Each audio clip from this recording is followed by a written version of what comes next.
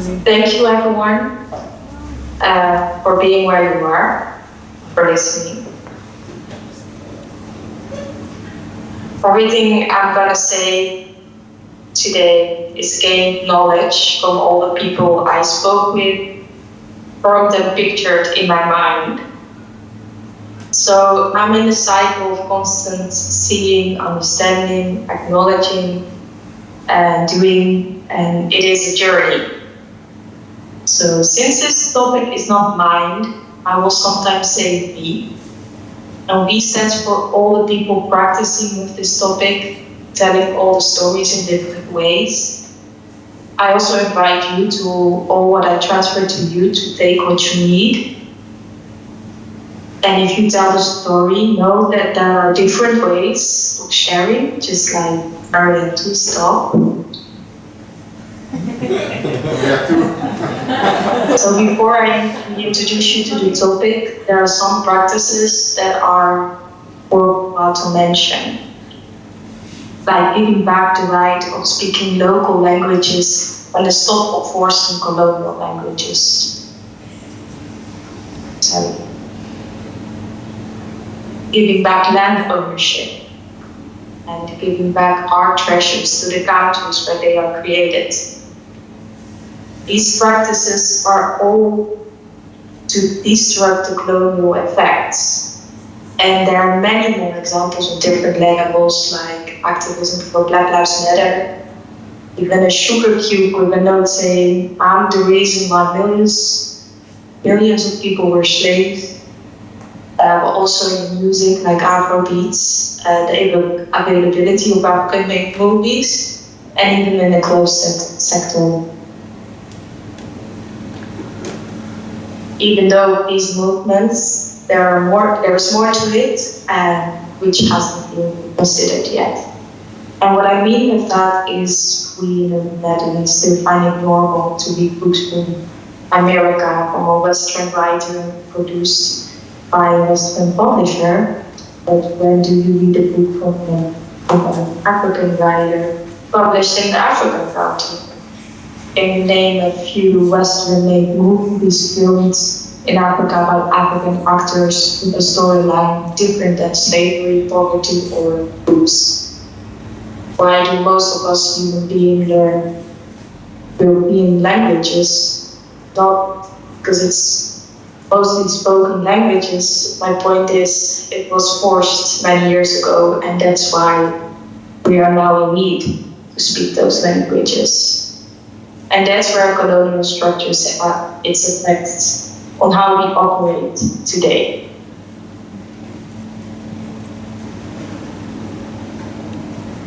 Decolonization is to question and rethink these structures that are still keeping colonial structures in place.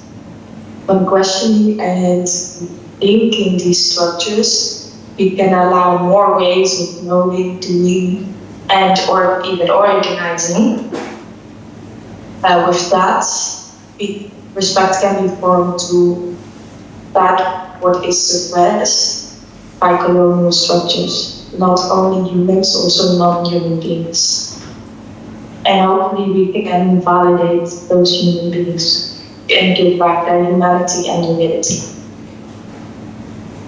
Also hopefully to a point that we listen to the natural world and listen, or we would be as excited to learn Swahili as we are excited about learning Spanish.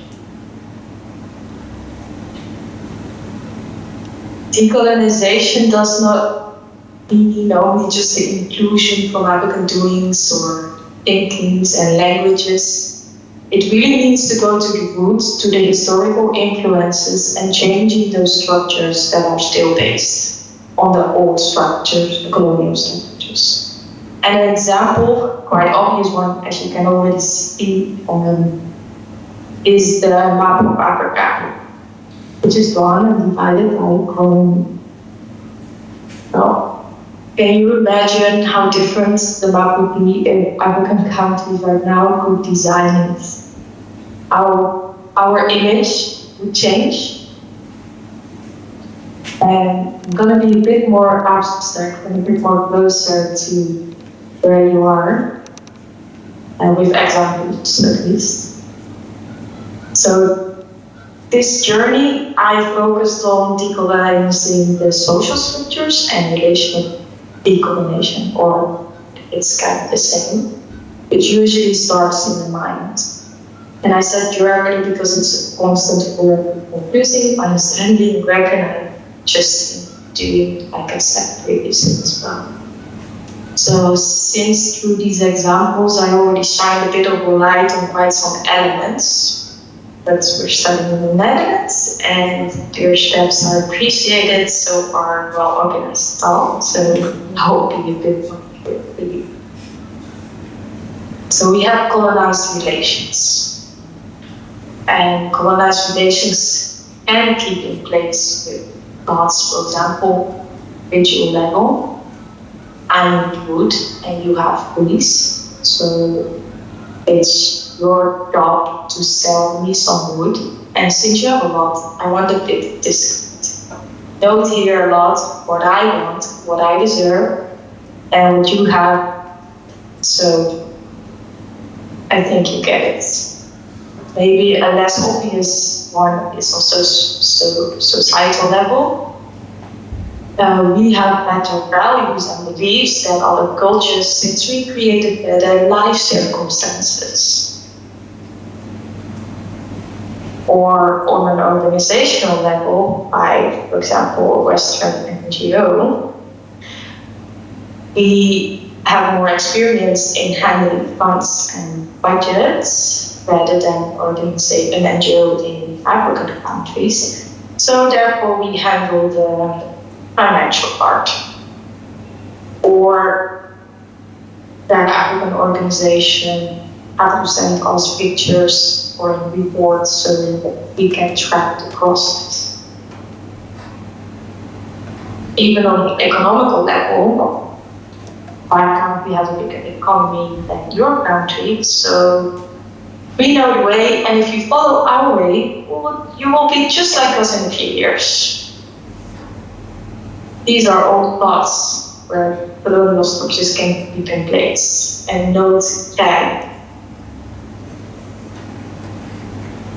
To decolonize relations can start with positioning, acknowledging, questioning, and disposition.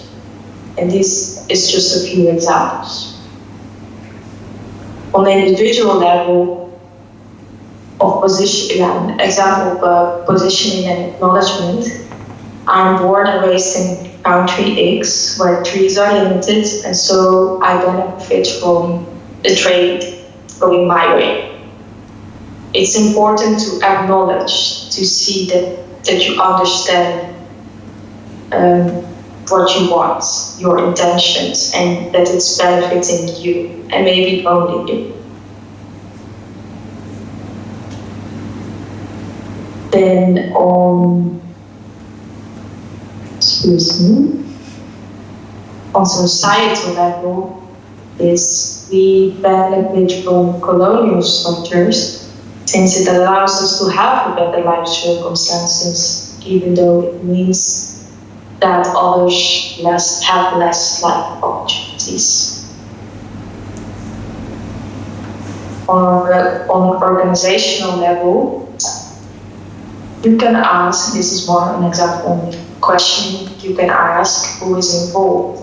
Western NGO, the African NGOs, who benefits from this? Well, mostly the Western-based NGO benefits from having responsibility, but also their image is being improved by handling the financial state.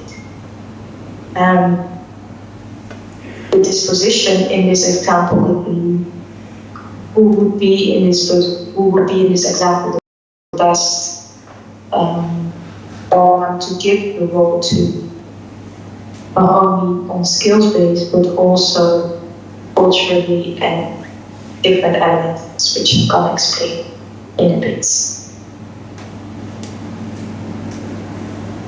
And for the economical level, We can start with acknowledging that we use the reason of having a bigger economy to use decision making for our own benefit and make you follow our ways so we never lose. Note, this is a fear of losing control. We are aware that we make the best rules for our country, even though that means that it doesn't always count for the other countries. So, since I'm part of the ones that are benefiting, I will also be part of the organizational team to support the colonial approach in a meeting with African countries. And we will go over now some steps for the colonial approach. So before that, previously I mentioned positioning, acknowledgement, questioning, and disposition. Positioning, sorry.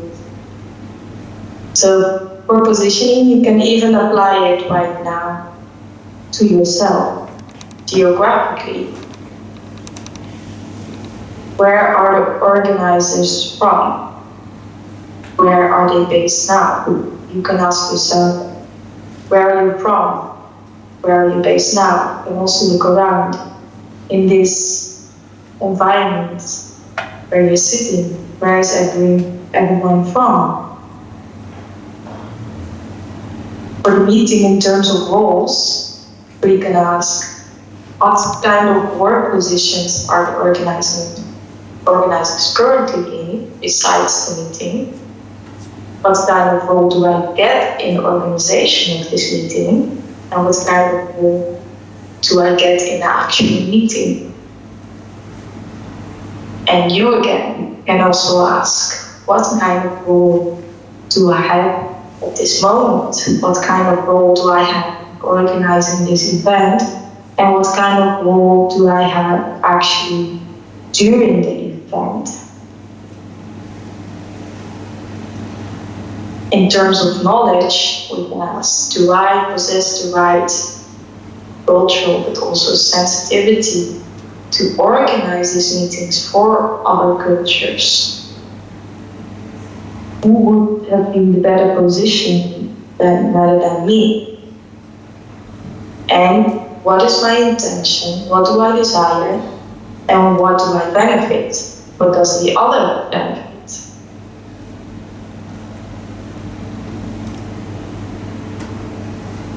So all those questions will also lead to acknowledgement.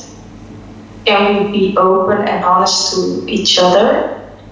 Can we share a different way of bonding? In this meeting, we can acknowledge that decolonizing will mean restructuring and not destructuring, because the organizing team does not really include the African countries, the representatives of the African countries, nor does it really take in the colonial approach. I acknowledge to be implied in all colonial structures and keeping them alive because of the benefits that we all mentioned before.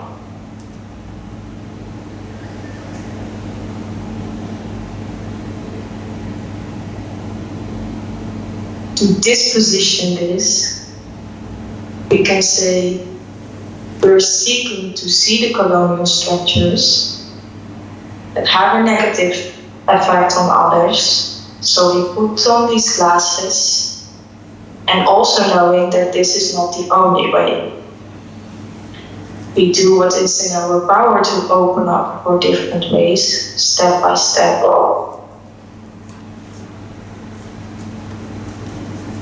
So decolonization for me is next to the journey, learning to opening up and practicing different ways of knowledge in social relations, which is also referred to plural knowledge.